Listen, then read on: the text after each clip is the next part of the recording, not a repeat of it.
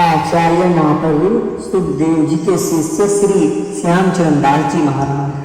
भारतवर्ष भक्ति भूमि है।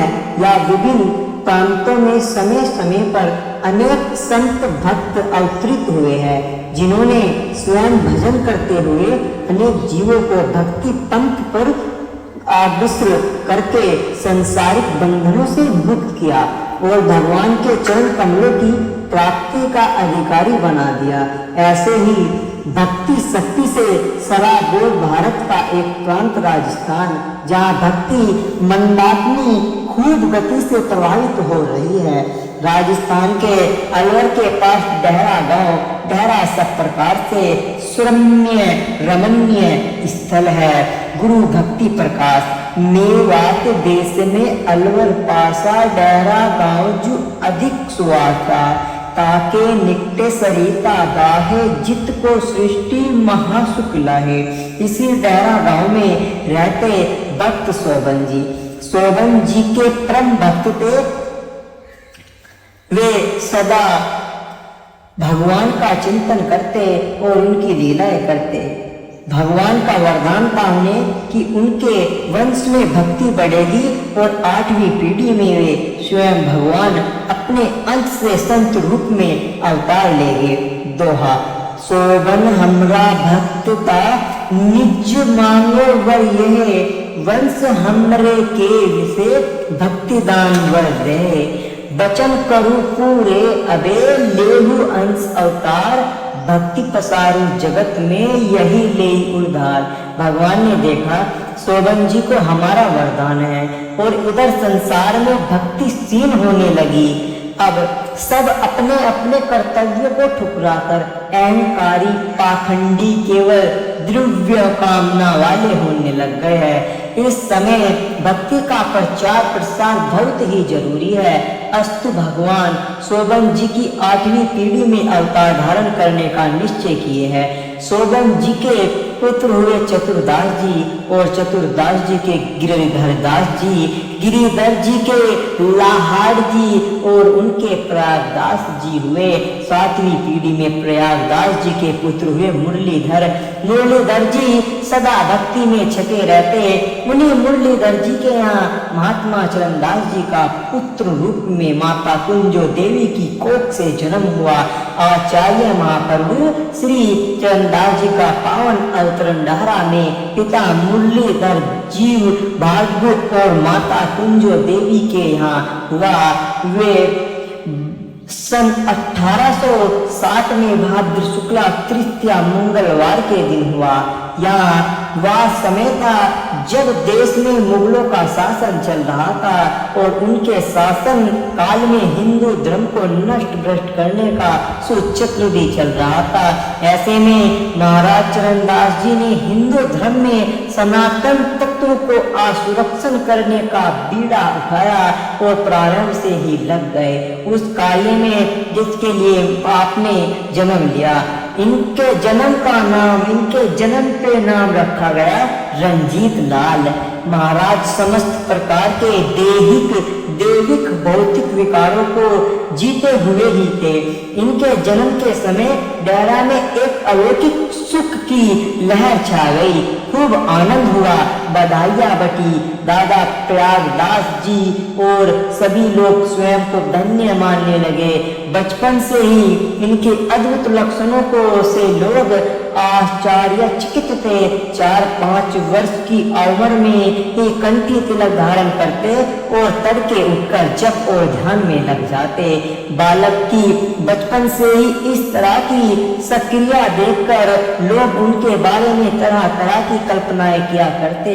कोई तो कहता बालक योग भ्रष्ट संस्कारी महापुरुष है, कोई कहता यह तो प्रहलाद भक्त का अवतार है, तो कोई कहता यह भगवान श्री कृष्ण का ही अवतार है। जिस प्रकार प्रहलाद जी असुर बालकों को जीवन का महत्व बताकर उन्हें भगवत कीर्तन में लगा देते हैं, वैसे ही बालक रंजीत लाल अपने साथ के लड़कों को एक जगह बैठाकर एक साथ कीर्तन करवाते हैं।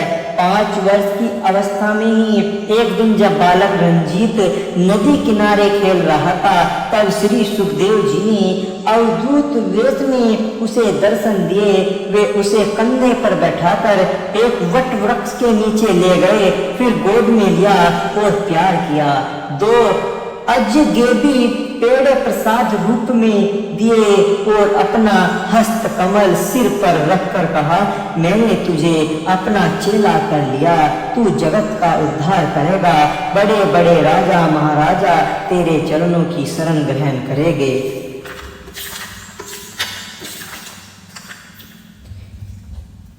हंस के कहा तो ही चेला किया, कर धरी शीस भक्ति वार दिया। तारन तरन जगत में हवे हो, बहुत उबार जीव ले जे हो। जो कोई तुमरा मंत्र सुने है, सो निश्चय ही यमपुर नहीं जय है।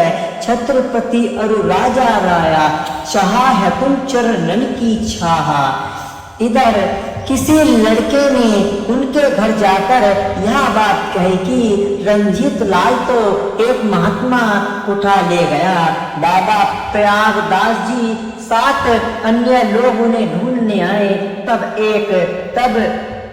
तब सुखदेव जी अंतर ध्यान हो गए। घर वालों को बालक सकुशल मिल गया, सबको बड़ा आश्चर्य हुआ। या शरद पूर्णिमा और बृहस्पति का दिन था जब बालक रंजीत को पहली बार श्री सुखदेव जी के दर्शन हुए। 6ठे वर्ष के रंजीत को पांडे के यहाँ पढ़ने बैठाया गया, परंतु कृष्ण नाम रटने वाले बालक को क्या रटने से क्या मतलब। पांडे ने डरा धमकाकर पढ़ने की बहुत चेष्टा की, पर इन्होंने भी अपना निश्चय एकदम स्पष्ट कर दिया। पांडे भी आखिर क्या करता, हार कर उन्होंने दूसरे छात्र से कहा, इसके घर पहुंचाओ और इसकी माँ बाप से कह दो कि यहाँ नहीं पढ़ेगा। माँ बाप ने भी सोचा कोई बात नहीं, अभी छोटा है, बड़ा होकर पढ़ लेगा।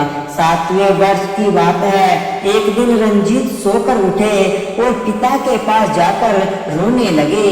पिता ने रोने का कारण पूछा तो बालक ने उत्तर दिया, पिताजी हमारा आपका बिछड़ना होगा। पर पिता ने बच्चे की बात पर ध्यान नहीं दिया। 20 दिन बाद ही पिता भगवत धाम पधार गए। उसी वर्ष दादा प्रयागदास जी और दादी जसोदा जी भी धाम सिधार गई। अब घर में बालक रंजीत और माता कुंजो ही रह गए। माता कुंजो ने गंगा स्नान की इच्छा की और बालक को भी साथ ले चलने का निश्चय किया। एक दिन रंजीत को साथ लेकर माता कुंजो दिल्ली के लिए निकली। दिल्ली सोच होते हुए गंगा स्नान को जाऊंगी। बीच में ही पड़ता है कोट कासिम, जहाँ मुरलीधर जी की बुआ रामा बुआ रहती है। माता ने रामा बुआ के आग्रह पर बालक को वहीं छोड़ दिया और स्वयं दिल्ली चली गई। गंगा स्नान से लौटने पर माता अंबिका देवी और पिता राय भिखारी दास जी ने कुंजो देवी को आग्रह पूर्वक दिल्ली में ही रख लिया और बालक रंजीत को भी दिल्ली लिवा लेने के लिए 10 बंदूकियों के साथ रथ पर एक बुढ़िया को भी साथ भेज दिया। ना पहले डेहरा जाकर कुंजो देवी का घर से सब सामान लिया और रंजीत को लेने के लिए डेहरा से कोट कासिम की ओर प्रस्थान किया। इधर रंजीत ने सब हाल बुआ को बता दिया था कि माता दिल्ली ही रह गई है और मुझे भी लेने के लिए आदमी आ रहे हैं। इसके अलावा वह रोज रात्रि के पिछले पैर उठकर बैठ जाते और भजन करते। रामा बुआ ने बुढ़िया और 7 आदमियों का स्वागत किया और रंजीत का सब हाल उनको बताया, जिसे सुनकर सब चकित रह गए। बुआ ने बुढ़िया को बताया कि रंजीत कोई साधारण नहीं है, या अवतारी बालक है, या स्वयं तो तड़के उठकर भजन करता है, साथ ही हमें भी भजन करने के लिए प्रेरित करता है। हमको कहता तुम भी जागो, कृष्ण नाम जपने को लागो, ऐसो जन्म फेर नहीं पे हो, तन छूटे बहुते पछते हो। और सुनो, हमें पहले ही बता दिया था कि माँ लौटकर यहाँ नहीं आएगी, दिल्ली ही रह जाएगी और मुझे भी वही बुला लेगी। जिस दिन तुम दिल्ली से चली उस दिन इसे प्रसन्न देख मैंने पूछा, रंजीत आज इतना प्रसन्न क्यों हो? तो वह बोला, आज एक बुढ़िया और कुछ लोग मुझे लेने के लिए दिल्ली से चल दिए हैं। तब तो मैंने इसकी बात का विश्वास नहीं किया, लेकिन आज जब तुम्हें आया देखा तो मुझे अचंभा हुआ। अब इस बालक से हमें इतना मोह हो गया है कि इसे विदा करते समय हमें लग रहा है जैसे हमारे प्राण ही हमसे विदा हो रहे हैं। बुढ़िया और उसके साथ आए लोगों को विश्वास नहीं हो रहा था, पर अविश्वास भी करते नहीं बन रहा था। विश्वास और अविश्वास के बीच झूलते हुए वे बुआ से विदा लेकर रंजीत को लेकर दिल्ली की ओर जाने लगे। रास्ते के जंगल में घटी एक आश्चर्यजनक घटना जिससे उनका संशय दूर हुआ। उन्होंने देखा कि उस घने जंगल के भीतर से एक शेर निकलकर इधर ही आ रहा है। उसे आते देख सब घबरा गए और भागने का विचार करने लगे, पर रंजीत तो निश्चित बैठे हैं। साथ वालों को डरा समा देखकर बोले, डरो मत, वह तुम्हें नहीं मारेगा। सिंह पास में आया, बालक रंजीत के पैर पसारे रथ में बैठा रहा। सिंह ने रंजीत के चरण स्पर्श किए, सिर नवाया। रंजीत ने कहा कि अब तुम इस शरीर से मुक्त पालोगे। सिंह मुड़कर वन की ओर कुछ ही कदम चला और उसका शरीर छूट गया। आज उसने मुक्ति पाली। शायद रंजीत लाल उस पर कृपा करने के लिए ही इस रास्ते से आए हैं। अब साथ के लोग ने ठंडी सांस ली और आश्चर्यचकित होकर रंजीत की ओर देखते रह गए और पास में धन्य धन्य कहने लगे। शीस नवाया सिंह मुँह मोरा, होए प्रसन्न चला वन ओरा। एक तीर वा जाए न पाए, तन छूटावा कुरकुधाया। अचरज मान तब सब हरिया, धन्य धन्य आपस में कहिया। चलते चलते 4 दिन बाद दिल्ली पहुंचे। नाना मामा सब रंजीत को पास पाकर प्रसन्न हुए। रंजीत के नाना कुंजो देवी के पिता राय भिखारी दास जी बहुत धनी व्यक्ति थे। वे मोहम्मद शाह के कोषाध्यक्ष थे। उन्होंने उस समय की पूरी पार्टी के अनुसार कादर बख्श नामक मुल्ला को बालक रंजीत को पढ़ाने के लिए नियुक्त कर दिया। छठे वर्ष में जिस पांडे जिसे छुटकारा पाया, अब उसी पढ़ाई के लिए मुल्ला को बिठा दिया गया। पर नाना नानी माँ की प्रसन्नता के लिए उन्होंने पढ़ना शुरू कर दिया। इसी बीच कुछ लोग उनकी सगाई लेकर आ गए। उन्हें देख वे अपनी माँ से बोले, देखो मैं ब्याह नहीं करूँगा। माता बोली, क्यों नहीं करोगे? तुम्हारा ब्याह होगा और नई बहू आएगी घर में। रंजीत बोले, नहीं मैं ब्याह नहीं करूँगा। ब्याह किए दुख होए अतारा, जाका फैले बहु विस्तारा। जाकी चिंता तन पूजारे, भजन छुटे गोविंद मुरारे। जो में माता तो ही प्यारो, विद्या में मोह मत डारो। मैं तो भक्ति कृष्ण की करी हूँ, मोह जाल के पंदनी पर हूँ। इधर नाना को पता चला कि रंजीत सगाई के लिए तैयार नहीं है, तो उन्होंने प्यार से समझाते हुए कहा, देखो लाला, अभी तुम्हारी बालक बुद्धि है, तुम्हें ब्याह का महत्व नहीं पता। गरुड़ पुराण में लिखा है कि ब्याह के बिना गति नहीं होती। महाभारत में भी लिखा है कि पुत्र के बिना मुक्ति नहीं होती। इसलिए सतयुग त्रेता द्वापर के ऋषियों ने ब्याह किया। कली काल में भी रेदास, कबीर, नरसिंह आदि ऐसे अनेक भक्त संत हुए जिन्होंने ब्याह कर नारी के साथ ही भजन किया। नारी के बिना संसार में सुख नहीं है। मनुष्य के सुख दुख में नारी ही काम आती है। इसलिए मैं तेरे सुख के लिए सगाई ले लूंगा और तुम्हें ब्याह करना होगा। रंजीत ने विचार किया, अब चुप रहना और सकुचाना ठीक नहीं होगा। वे लज्जा संकोच त्याग कर नाना से कहने लगे, तुम हमरे सिर पे महाराजा, तुम कृपा सुधरे सब काजा। अरु सब हम पर दया करीजे, करन सगाई नाम न लीजे। मो मेरी इच्छा दिन ले हो, मो तो मोह को घर में नहीं पोहो। ऐसे निकसू फिर नहीं आऊं, के जंगल पर्वत कूदाऊं। मोह को जगिए छल सादर से, मूर्ख होए जो यह सुपर से। जो कोई कहे तो मैं नहीं मानू, या को साथ दिए नहीं आनू। नाना ने रंजीत को दृढ़ता को जान लिया, मन ही मन प्रसन्न हुए और बाहर से असंतोष प्रकट किया और सगाई करने आए लोगों को लौटा दिया। रंजीत को मुल्ला से पढ़ते 3 महीने हो गए थे। उनका मन पढ़ाई में बिल्कुल भी नहीं लगता था। केवल नाना नानी और माता कुंजो की खुशी के लिए ही आकर पढ़ने बैठ जाते। भला या कपाट व्यवहार कब तक चलता। आखिर एक दिन मुल्ला से बोले, देखो हम नहीं पढ़ेंगे, क्योंकि नहीं काज करने सु हमको सब ही खोल कहूँ मैं तुमको।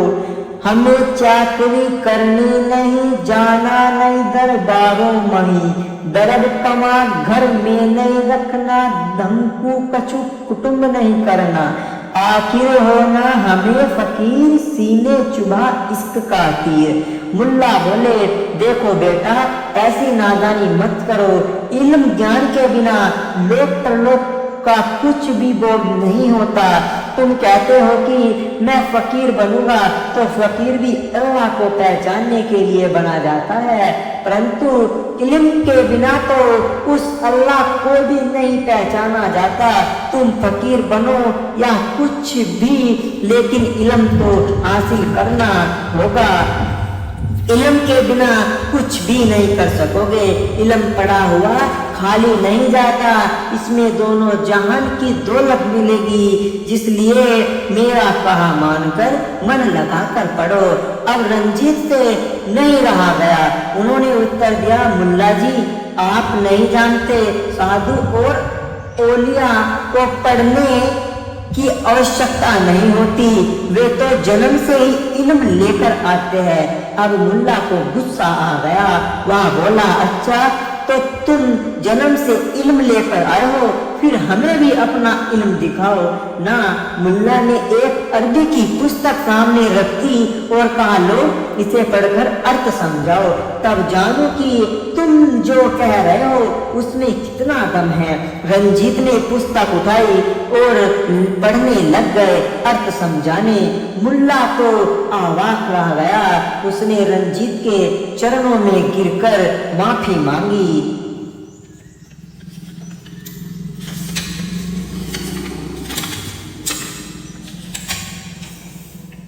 और पढ़ाई से छुट्टी कर दी। इधर माता कुंजो रंजीत के रंग ढंग देख चिंतित होने लगी। एक दिन एकांत में उसे अपने पास बैठाकर समझाने लगी, देख बेटा, अपने दादा के घर में एक तू ही है, तो तेरा सगा चाचा ताऊ कोई नहीं है। तुझसे मुझे बड़ी आशा है कि तू अपने बाप दादा का नाम रोशन करेगा। मेरा भी सहारा एक तू ही है। मैं तुझे देख देख जाऊंगी, पर तू तो किसी की सुनता ही नहीं, बस अपने मन की ही कहता करता है। बात बात में घर से निकलकर फकीर बन जाने की धमकी देता है। बेटा तू मेरा सच्चा बेटा है तो मेरी सीख मान ले और पढ़ लिख कर ब्याह कर, अपना और अपने कुल का नाम सुनाम कर। फकीर तो वे लोग बनते हैं जिनके घर में खाने को नहीं होता, जिन्हें अपने कुल की लाज नहीं होती। फकीर बनकर तू घर घर भीख मांगता डोलेगा या क्या तुझे शोभा देगा। माँ के वचन सुनकर रंजीत गंभीर हो गए और माता को उसी प्रकार ज्ञान और उपदेश दिया जिस प्रकार भगवान कपिल ने अपनी माता देवहूति को दिया था।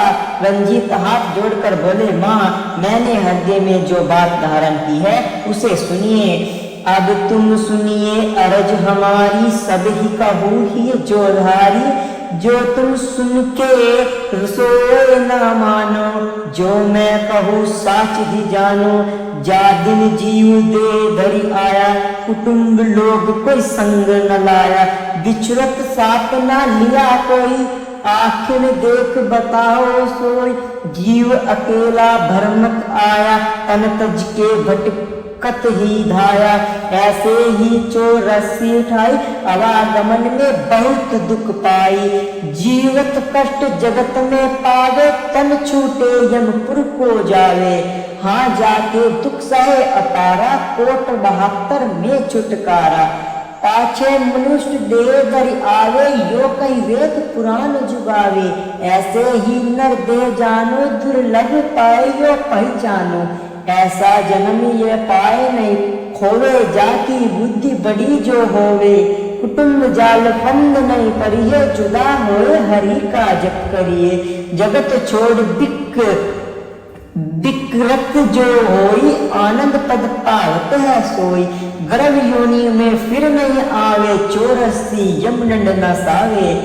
इकोत्र में कुल अपने तारे, और जगत के जीव उबारे। कछु कामना हिये न राखे, आशा तृष्णा सब ही नाके।